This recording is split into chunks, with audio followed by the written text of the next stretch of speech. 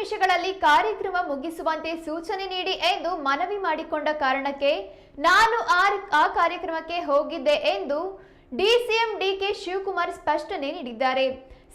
ಸದನದಲ್ಲಿ ಮಾತನಾಡಿದ ಅವರು ವಿಧಾನಸಭೆಯಲ್ಲಿ ಆರ್ಸಿಬಿ ಸಂಭ್ರಮಾಚರಣೆ ವೇಳೆ ನಡೆದ ಕಾಲ್ತುಳಿತ ಪ್ರಕರಣಕ್ಕೆ ಸಂಬಂಧಿಸಿದಂತೆ ಮುಖ್ಯಮಂತ್ರಿಗಳು ಉತ್ತರ ನೀಡುವ ವೇಳೆ ವಿರೋಧ ಪಕ್ಷದ ನಾಯಕರಾದ ಆರ್ ಅಶೋಕ್ ಅವರು ಚಿನ್ನಸ್ವಾಮಿ ಕ್ರೀಡಾಂಗಣದಲ್ಲಿನ ಕಾರ್ಯಕ್ರಮಕ್ಕೆ ಸರ್ಕಾರ ಅನುಮತಿ ನೀಡಿಲ್ಲವಾದರೆ ಉಪಮುಖ್ಯಮಂತ್ರಿಗಳು ಹೋಗಿದ್ದು ಯಾಕೆ ಎಂದು ಪ್ರಶ್ನೆ ಮಾಡಿದರು. ಇದಕ್ಕೆ ಡಿಸಿಎಂ ಡಿಕೆ ಶಿವಕುಮಾರ್ ಉತ್ತರಿಸಿದ್ದಾರೆ, ನನ್ನನ್ನು ಪದೇ ಪದೇ ನೆನೆಯದಿದ್ದರೆ ನಿಮಗೆ ಸಮಾಧಾನ ಆಗುವುದಿಲ್ಲ. ನಿಮ್ಮ ಪಕ್ಷದವರಿಗೆ ಖುಷಿ ಪಡಿಸಲು ಆಗುವುದಿಲ್ಲ. ನಿಮಗೆ ಖುಷಿ ಆಗುವಂತೆ ಉತ್ತರ ಕೊಡಲು ಆಗುವುದಿಲ್ಲ ಎಂದು ಛೇಡಿಸಿದರು. ಮೋದಿ ಈ ದೇಶದಲ್ಲಿ ಒಂದ್ ನಿಮಿಷ ಕೂತ್ಕೊಳ್ಳಿ.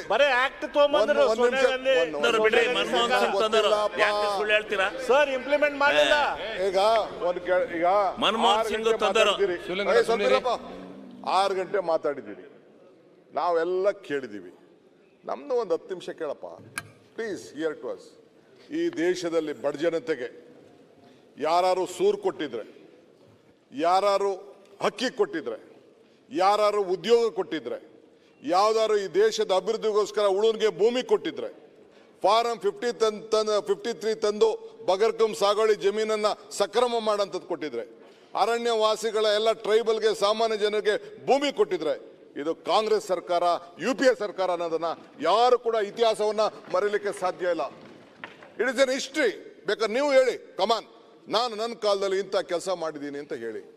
ನಾವು ಇವತ್ತು ಏನು ಈ 5 ಗ್ಯಾರಂಟಿಗಳನ್ನು ಕೊಟ್ಟಿದ್ದೇವೆ, ಇದನ್ನ ನಮ್ಮ ದೇಶದ ಗೌರವಾನ್ವಿತ ಪ್ರಧಾನಮಂತ್ರಿಗಳು ಟೀಕೆ ಮಾಡಿದ್ರು.